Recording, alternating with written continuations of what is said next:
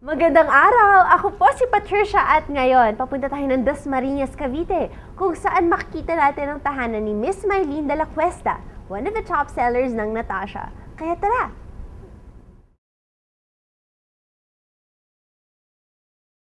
Magandang araw, Miss Mylene! Ma'am, kwentuhan niyo kami, kailan kayo nag-umpisa mag-Natasha?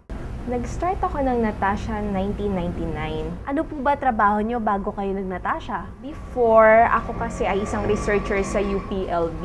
Meron kaming kotse, then ako at ang tatay ko, pumupunta kami sa Natasha. And then, pag uwi namin, puno siya ng sapatos of the compartment, lahat ng produkto ng Natasha dala namin. So, nagpipick up kami 3 times a week. That time, dito lang kami sa bahay. Ano po ba ang sekreto ng inyong success? Supportive family. So, andyan ang nanay ko, ang tatay ko, at ang kapatid ko na since sa simula pa lang, nakatulong ko na sa pagninegosyo.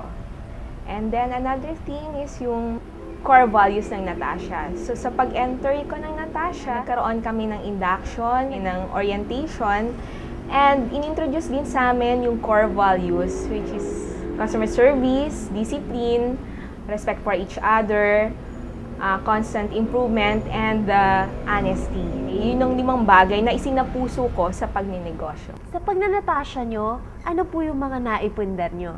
Una, nagkaroon kami ng pajero. And then, pangalawa, sa pagnanatasya, unti-unti, nakaipon ako ng panghulog dun sa 2 lote. And then, lupa sa Metro Gate Silang. Ngayon, yung project ko, house and lot sa Sierra Vista. Siyempre, may mga travels din. So, marami akong napuntahan dahil sa Natasha. Sa lahat po ng na-achieve nyo, saan po kayo pinaka-proud? Siyempre, unang-una, sarili ko. Myself, proud na proud ako dahil with Natasha, na-transform yung sarili ko na simpleng tao, na may simpleng pangarap. Pero sa ngayon, masasabi ko na dahil sa mga trainings and mga ginawa ng Natasha, eto ako ngayon.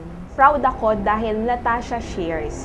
So, hindi lang ako, kundi sa mga downlines ko, sa pag-share ko ng negosyo sa kanila, nagkaroon sila ng mga ari-arian, nakapundar din sila ng mga gamit sa bahay, at nakakapagpaaral sila ng kanilang mga anak. Maraming salamat po, Ma'am Mylene, at sana na-inspire po tayo lahat sa kanyang kwento.